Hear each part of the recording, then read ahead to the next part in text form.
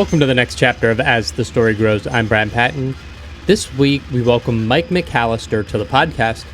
Mike is the former guitarist for new metal band Hospital.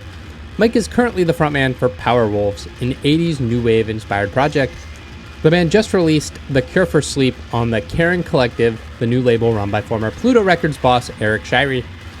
Mike talks about his love for Metallica, losing his love for writing heavy music, and the theme behind The Cure for Sleep.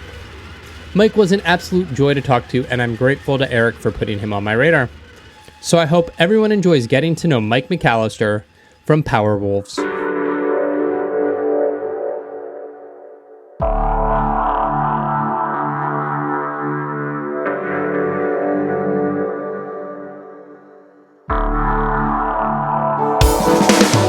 Let's take us a ride if you're feeling right.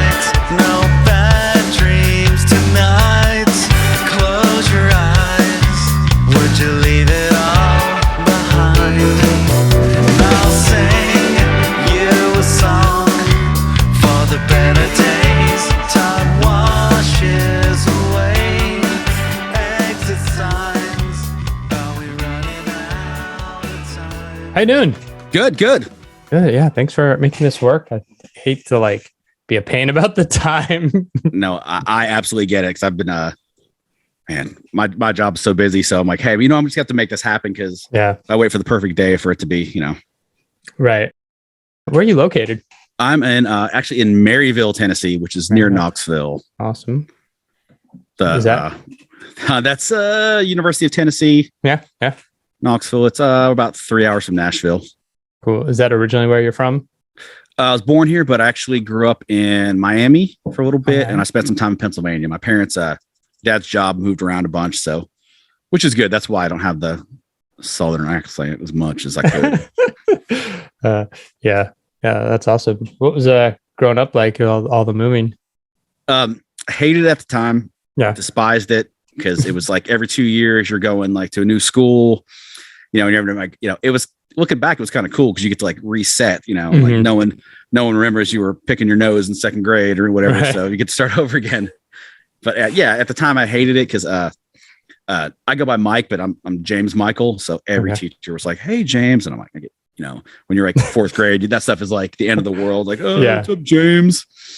So so it was good though. I was glad I got to do it, and like I said, it was kind of weird too. Like this, I'm going to date myself in my age here, but especially Miami in the 80s was pretty cool. Like I remember us coming back from school and having to reroute because they'd be shooting Miami Vice and have all the roads closed off and stuff. So it was cool.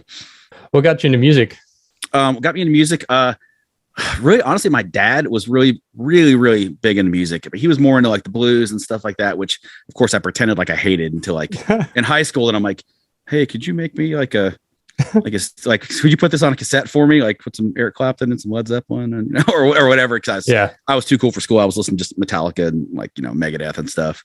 So all that old man stuff was, but growing up, he played guitar a little bit. I mean, not much, but enough where I kind of knew what it was. And then, like most guys, that play guitar, it's around 12, 13, you get that itch, bug the parents to get a guitar for Christmas. And then, and it kind of took off. And it was actually coincided when I moved back to Tennessee, which was 92. God, I sound so old when I throw out the years. It's okay. I've talked to a lot of artists who are like, when I was in high school in the 20 teens, and I'm like, oh no, what?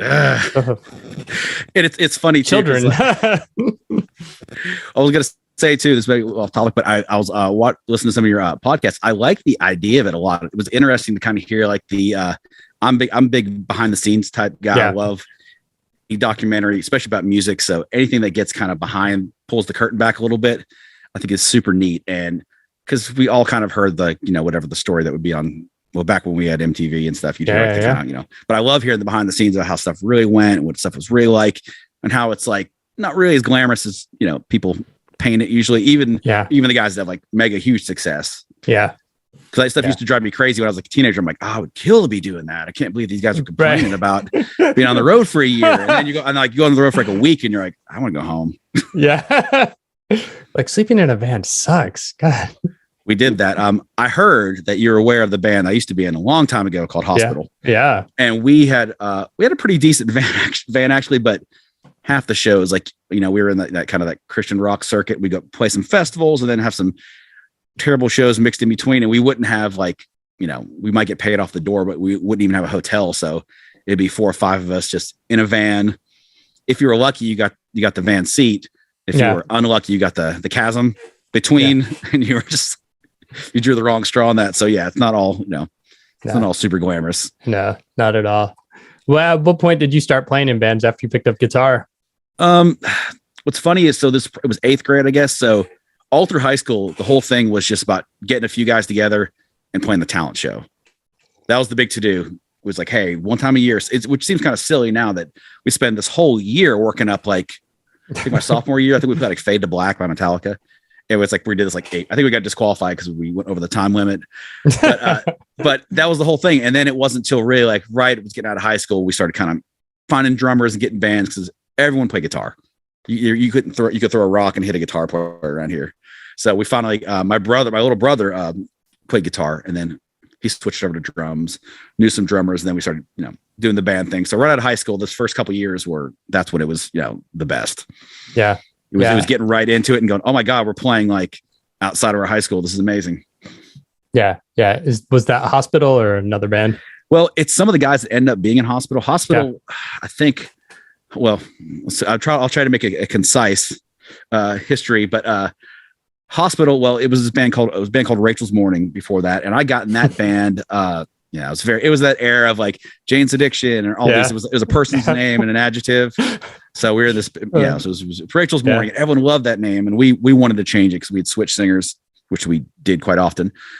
So we switched singers, and me and CJ, who ended up being the singer for Hospital, we were driving down the road, and we just saw Hospital sign because we were just trying to brainstorm band names, and we go, "That's the worst band name I've ever heard." And then it's like a bad joke, and then you kind of laugh at it a couple times, and you go, wait a minute, that's actually maybe that's kind of cool. Yeah, because we wanted a 1-word name, and even back in the 90s, they were almost all taken. Yeah. Did you have to kind of twist that name into some sort of like meaning for like the Christian scene or something?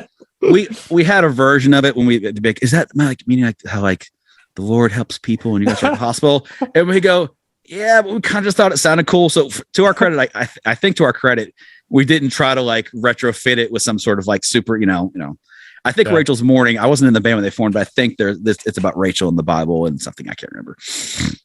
I should probably brush up on that, but it was a much more biblical, you could have a good biblical story behind it. But Hospital, it really just sounded cool, and enough of the places we play, they go, that's a weird name, or they assumed it was probably just, like you said, something Hospital. Yeah, and we had a built-in logo too right off the bat, so right, so made it easy.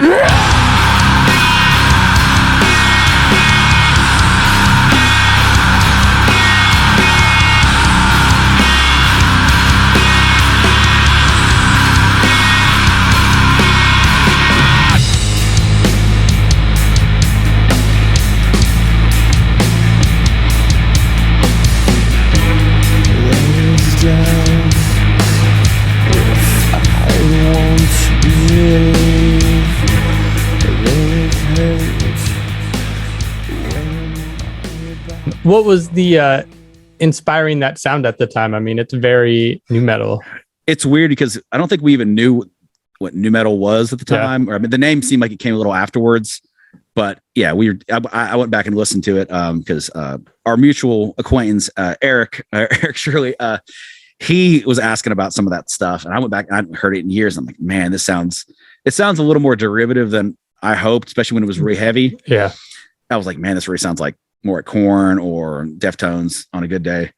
So looking back, okay, maybe we were kind of just doing kind of what was going on, but like once we got into the 7 strings and the down tune stuff, but then we kind of moved off from that, like in the early 2000s, because we were getting burnt because all the bands that were coming out like the Christian bands and the secular bands, it was like Disturbed was coming out and whatever. It just wasn't our cup of tea. We grew up on like Metallica and Pantera and Deftones. And then it got to where I felt like the 3rd or 4th generation of those types of bands were like, So we started listening to like the Mars Volta or like Radiohead. And it just got, and then we talk eventually, I'm sure we'll get into the Powerwolf stuff. Yeah. That was like taking 15 years from doing a band pretty much, and then going, oh, what do I listen to now? I'm so far removed from listening to, I still listen to a lot of metal, but for the most part, we don't listen to it nearly as much. So I would try to write something metal, and every time it came out, it felt kind of stock. Yeah. Or cliche. You go, I think I already wrote that, or someone else definitely wrote that already. Right. So because I wonder how bands do that. Like Metallica was I'd say probably my all-time favorite band. And I remember thinking like they kind of went back to like their old style really fast. And I thought, you think they like doing that? do you I mean, I know it's a safe thing, and it's like all the old fans are like, yeah, we're on board. But do you think they really go, you know what, we're like 60 years old. Do we want to be playing speed metal still? Right. Young man's game. Right. I don't remember which album it was. It was a few albums back, but one of the songs where whatever the lyrics were, James was just like, fuck this, fuck. And I was just like, he's phoning this in. Like, I don't care. It's like, that's beneath Metallica a little bit. Right. I think it's hard. I think Hardwired's what you're thinking of. He's like, yeah, or it's so effed, or, something like that. And I was yeah, that one. Yeah. I'm like, that's the first song on the album. And it's like, I actually like that album a lot. Yeah. But me, I'm probably the minority. And I really liked the Load and Reload records. I mean, obviously I love the Black Album. That's what got me into it, like in high school or like 8th grade around that time. Then I went back to all the old stuff. Love that. Yeah. But I actually liked when they kind of progressed and did something a little bit different. Because I mean, I've already got the old albums. I don't need you to keep making those. Right. So it's a fine line though, because there's not that many bands that can actually switch it up and it works commercially and people like it. Like, I mean, everyone craps on the Metallica stuff in the late 90s, but I mean, everyone was buying it though. I mean, they didn't sell it. Those Load and Reload were selling like 8 million copies a piece for no reason. Right. Right. And even like Saint Anger, like, I want somebody to remaster it, like fix the snare, fix the vocals, because those songs are good songs. It just sounds it sounds so bad that I can't even tell. Right. It also was like having James's vocals like really dry. Yeah. Where it's like, man, this is like really up front. And I don't know how they talked Bob Rock into that, or if it was his idea, because his stuff always sounds amazing. Yeah. And like I said, he's one of my favorite producers, and his stuff sounds like $1 million, except for that. So amongst our group, we always call it St. Mulligan. We go, all right, we'll give you one, just pretend it didn't happen, and we'll just move on to whatever was after that. Oh, I think what was after that was the Lou Reed record, right? We're also going to skip that one too. I don't even acknowledge that as existing. But what was the one with? Oh gosh, what was the one after that with the coffin on the front? Oh gosh. It's not Hardwired. It's the one. Oh dang it. Hold on. Death Magnetic. Yeah. Which people complain about. People complain about because they were really, really mastered it loud, where it's kind of abrasive. But I like it. The riffs are great on it. Yeah. The one after the I keep forgetting the album names. You can tell them it's Hardwired. There's some good stuff on there, and they actually spent some time on the vocals this time. So as you get older, like I start caring more about that stuff, and like you go back and listen to the Black Album, and you're like, man, like it's heavy, but those melodies are great. The songs are great. There's a reason that, and even the ones that the lyrics are, you go back and go, ooh, like, oh, like there's some doozies on there, but still like great melodies. That stuff sticks around. There's a lot of bands. I think I saw an interview with Lars that he said that a lot of bands will write lyrics and then try to shove it into a song. And they said, it's always the melody first. I don't know if he's writing those. I don't think he is, but the melody's first and then the lyrics come second. And that's, because that's what people hear first. People hear the melody first. Like how many songs, there's a guy, do you remember the band Nailed? Yeah. Way back in the day. So they're from our town. Yeah. So, and then they used to, the guitar player, Scotty Hoagland, he used to record us, studio whiz, amazing guitar player. But I remember hanging out with him in the studio, and we were talking. He was a big Tool fan, and he was talking about Eulogy, and he was talking about he loved that song. And I go, do you know what that song is about? Right? And he's like, what? He had no idea. I'm like, yeah, you might not want to know what that's about, because it was really, really blasphemous. But it's just funny. Like he probably heard that song a million times. It never even crossed his mind to think, oh, what's this about? Because that's not our first thing we pick up on. Right. Yeah. All right. Sorry. Rant.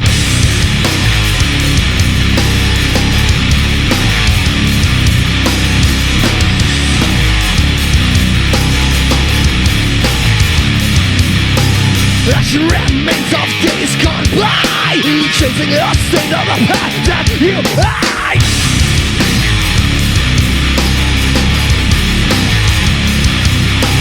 Last time we walk our footprints lie over and over and over again. How'd Hospital end up on Screaming Giant Records?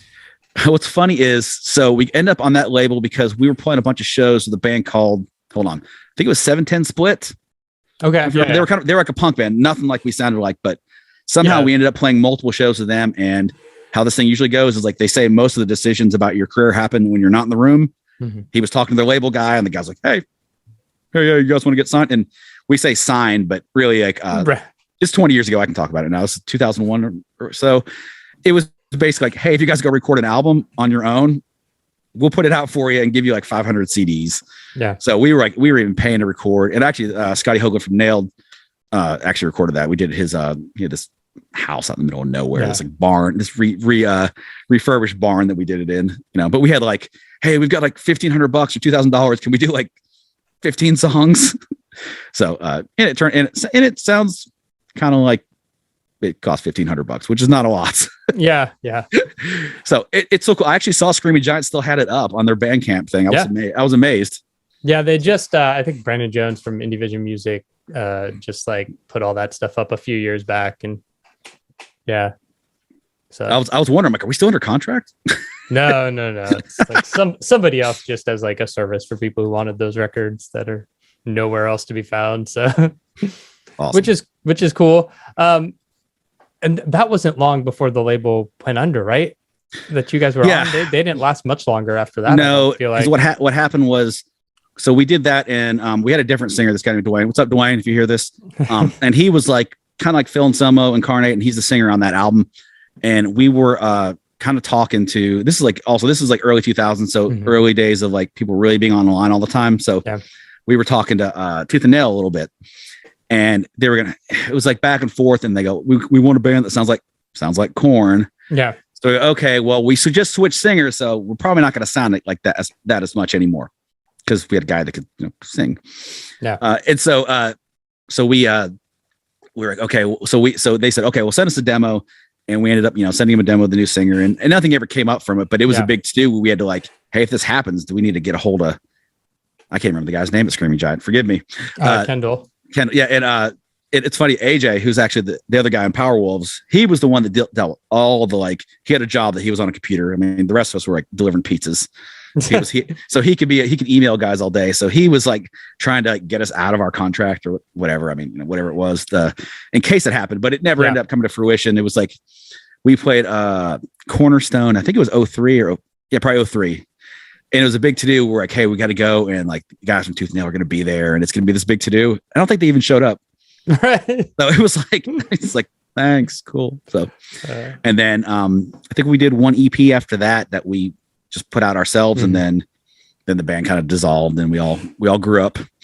Yeah. Yeah. Was there much a scene for that? Because like the new metal thing and like that, like Korn sound outside of like POD didn't really happen in Christian music. It like the hardcore metalcore really took over and rode the wave of heavy music for the Christian scene more than you had like Under Oath. Wherever we were getting done, it was Under Oath was coming up, and obviously Living Sacrifice was still around then. Yeah, I remember, like again, these are bands that I think we played Under Oath way early on, and they had a lot more keyboards. Yeah, when they were like death metal, black. Metal, but it was like there was like big organs and stuff. And it was funny because that was the first time we ever heard the word emo.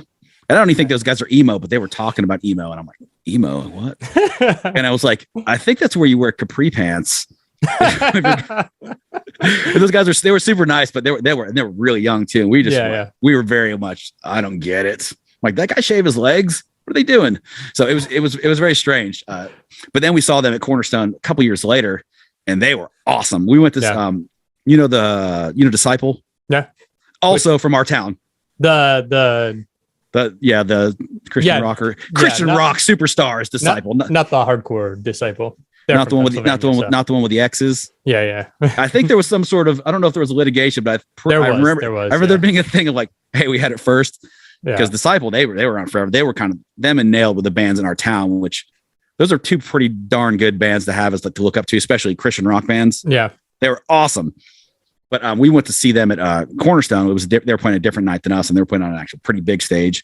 And we just happened to stay for Under Oath. I'm like, I remember those guys, and they were awesome. Yeah, they were freaking great. Yeah, they were. Yeah, I don't know if the legs were shaved or not. That'll be the snippet they'll use from this. Yeah. So use that on the socials. That will be washed up Christian rocker makes comments about Under Oath.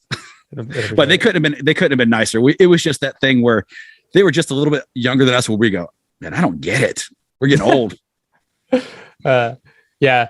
Was it just the, like, you could see like this music thing isn't working out for us.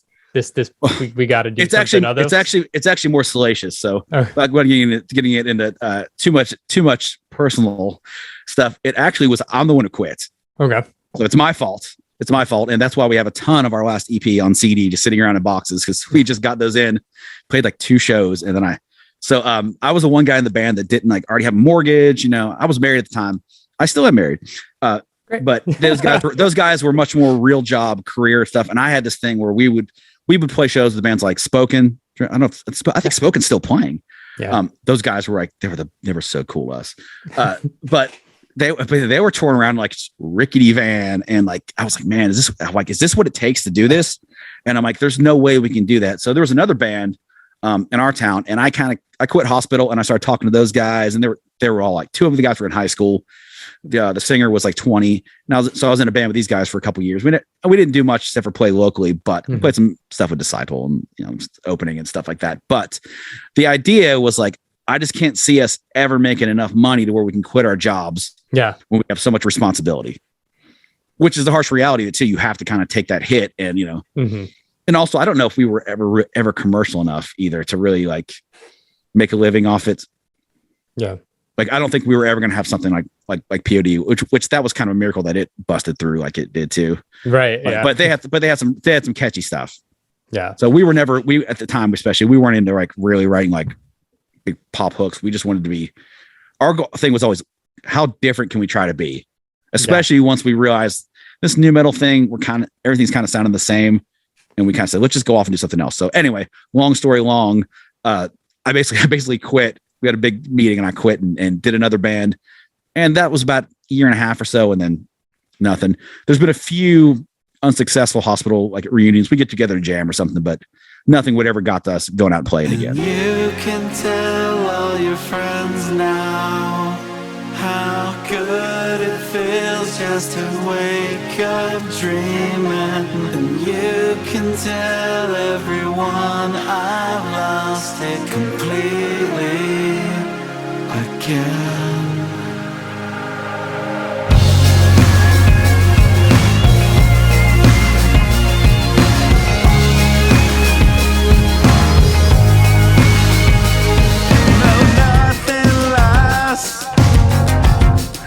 Turn your head but don't look back.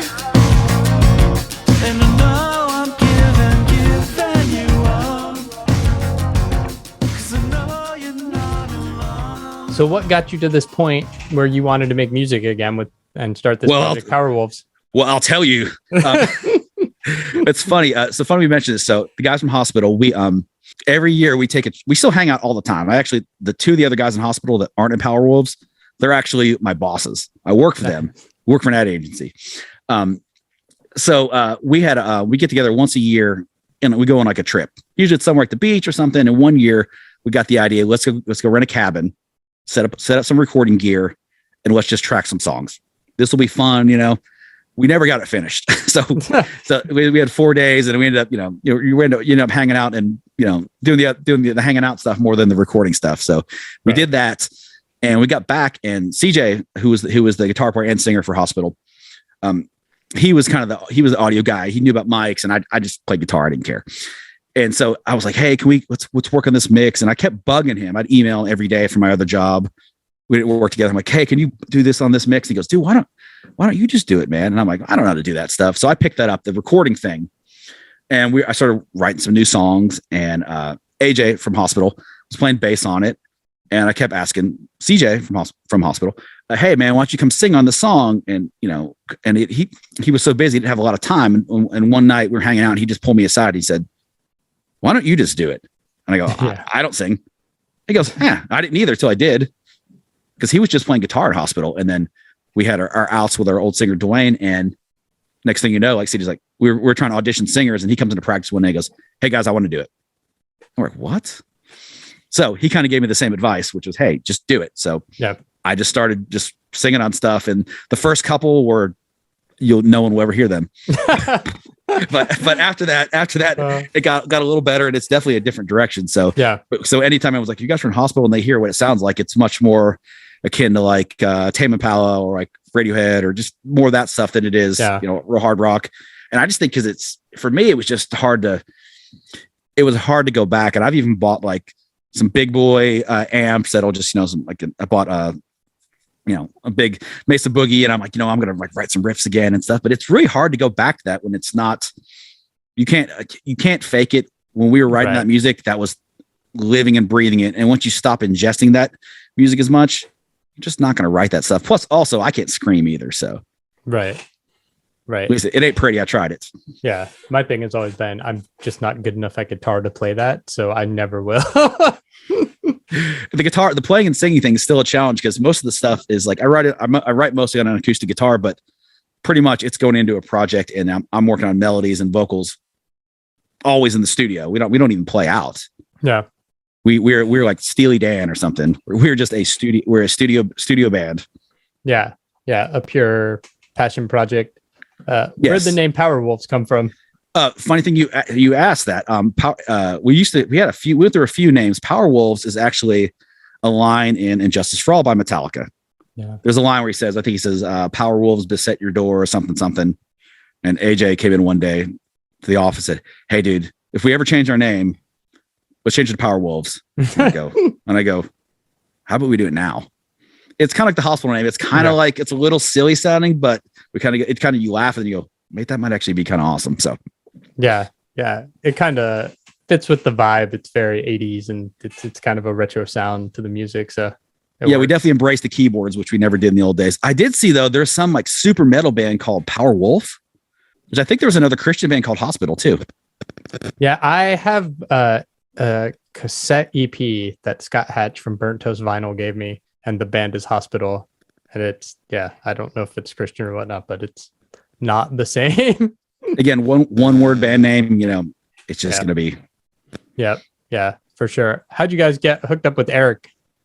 What's funny is, I didn't know Eric at all. We have a mutual friend, and our friend Arthur Ramsey. He used to be in a band around here. I don't know how well they're known outside of our little region, a band called Red Winter Dying. We used to play shows with them.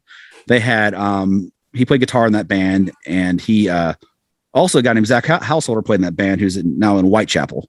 Oh, okay. Yeah. So those guys are also from Knoxville. So somehow a lot of bands from this part of the neck of the woods for some reason. So anyway, he is singing in a band called, I'm going to pronounce it wrong because I've only seen it in text, Genova, Jonava, with this guy from somewhere. I don't think it's from Norway, but it's very black metal-y kind of sounding stuff. Yeah. And he sings fast. So anyway, long story short, he got hooked up with Eric, and I kept seeing him posting, and me, AJ, and Arthur have a text thread, as all guys seem to have now. Yeah. And he goes, hey, I let Eric hear your stuff, and he liked it. You want to talk to him? I said, yeah, sure. Because we're just kind of hanging out doing our own thing here. So like, it's kind of cool. Like he's trying to bring physical media back, which I love, because I think I know vinyl's coming back. And I collect a lot of vinyl. Our office has just racks and racks of it. But I think CDs might make a comeback too. I think people because you never know when some artist says, hey, I'm mad about something, so I'm off Spotify. Right. You never own that. You don't have that anymore. So hopefully that does come back. So I think it's cool. Plus, I like the idea of being under an umbrella with other bands, even though we are at a stark contrast to everything else that's on his label. Right. It's all like death metal and like black metal. And he's been very cool. He's taking a chance. He's like, hey, I'm going to try this and see how it goes. And, and like, it's definitely different. It's like, he even did a post, I think it's like, hey, you guys might not like this, but you probably know someone who would. Right. Yeah. So it's definitely different. Yeah. Yeah. That's cool. Record's called The Cure for Sleep. Where'd that name come from? Well, it actually came, I was having, this period, I don't know if this period's ended, but of existential dread, where I would sit around at night and I just had a hard time sleeping, and I would just be worrying about, like life, the afterlife, just relationships, money, whatever whatever's going on at the time. And it's actually, I'm kind of sugarcoating it a little bit, because it really was mostly had to do with me, with my relationship with God, where I felt like I just wasn't addressing it. And I don't know if I'd say backslidden, but it definitely was something it was keeping me up at night thinking about, hey, is this stuff all real? Is my faith solid? And so the line just came out where I was like, even before I wrote the song, was like, this worrying is the cure for sleep, which is kind of tongue in cheek a joke, because obviously sleep is awesome. You don't need to cure that. But so that was what the joke was. And we had this guy named Nathan Armistead, which I'm probably pronouncing his name wrong, who did awesome artwork for it. Yeah. I want to give him a shout out. He's very, very good. So and we actually had used that, give away a little secret here. We actually there's a song obviously on that album called The Cure for Sleep, but we had that song out as a single too, like a couple years ago. And it was just one of those, that's one of those, you get really tired of hearing your own songs, but that's one song that every time I hear it, I go, ooh. And I don't even think I mixed it very well, or it sounds the best on that record, but it's one of those songs every time I hear it, I go, okay, this song means something to me. And I hate when people say it sounds cheesy. Yeah. But also, I broke the band rule. You're not ever supposed to say what the song's about. You're supposed to leave it for interpretation. And I just ruined it by telling you what it was about. I ask people that all the time. Yeah, it seems like a bunch of these songs. Go ahead. No, it seems like a bunch of these songs on the new record were originally released as Terraformer.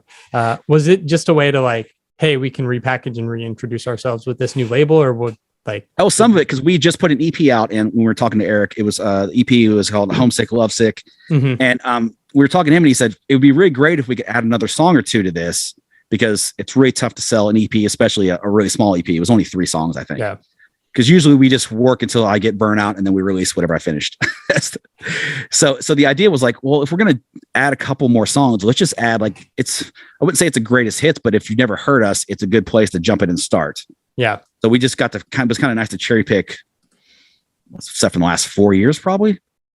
And I was actually surprised putting it all together, because I figured it would sound kind of off hearing stuff that's that far apart in time, because most albums people are tracking it and recording it in a couple months, and it all has a certain thing to glue it together. But I was actually surprised it didn't feel too disjointed to me. But yeah, so it kind of was a way to hey, if you're not in Knoxville, we exist. So we know there's going to be X amount of people. That's the first thing they're going to hear by us is that. Yeah. So it is kind of a repackaging, almost like a greatest hits. That's cool. Except for they weren't hits though. That's the only difference. Right. Well, you just put this record out. I mean, you said you're not really a show touring act. What's the rest of the year look like, or what are your hopes for the future with this project? It's funny it takes me about 2 days after we get done with the project start up the next one. So I'm already working on the next thing. It's kind of an addiction. We have been talking about playing shows. Eric's been really it's hey man, why don't you guys get out and do? So if we did, I think we'd be the kind of band that's going to do more like an event, or a band will get back together for something and do one big show. But I can't see us like I said, we're all too old. See us going out and playing, because I was in a little band in 2011, 2012. We played around here and it was fun, but after you get done doing that, you're like, okay, we're playing the same 4 places in our town. It's been a year. What do you guys want to do? So right, yeah. And even in the hospital days, the old band days, I was the weirdo that I loved getting together and writing songs. Mm-hmm. And I really, really loved the studio, even though it was so expensive. We get to do it every 2 years, maybe, and whatever budget we'd made from playing shows, which is not a lot. So I always like that. Playing live is obviously awesome, and it's great being in front of people. But something about being able to record the perfect take of something and go, I've got that forever now. Yeah. Every show is an experiment. You're going out and going, it was good or it was bad. That was good. That was bad. There's a reason a lot of bands record live albums. If you ever look when they're recorded, they'll be over the course of a couple dates. Yeah. Yeah. Because they're going and cherry picking the best ones. Because there might be, if they just do one night, they could totally whiff a song and go, okay, that we got to put this on the live album. This is a terrible performance. So I guess I always like the idea of let's just get this recorded and get it quote perfect, and just it's there forever. I love that. The people say, why doesn't so and such band go back and re-record their old stuff? I think Taylor Swift's been doing that. Yeah. But I'm always but there's a magic. There's something that's in the amps and the grease of the time in your life. It can't be replicated. So it's like this little time capsule that you freeze. Yeah. And I always enjoyed that more than I did playing live. Not because playing live is fun, but that's an hour, and everything else around it is not quite as fun. Baby, keep working in the machine. Don't even think about it. Don't try to wrap your head around it.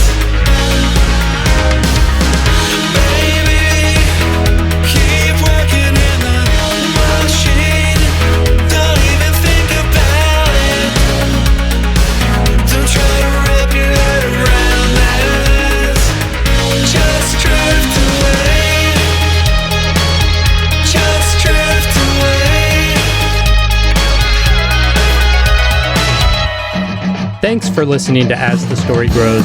Our intro music was written and composed by Jeremy Hunt. The As the Story Grows theme is by Bob Nana. If you like what you hear, subscribe wherever you get your podcasts and give us a rating and review.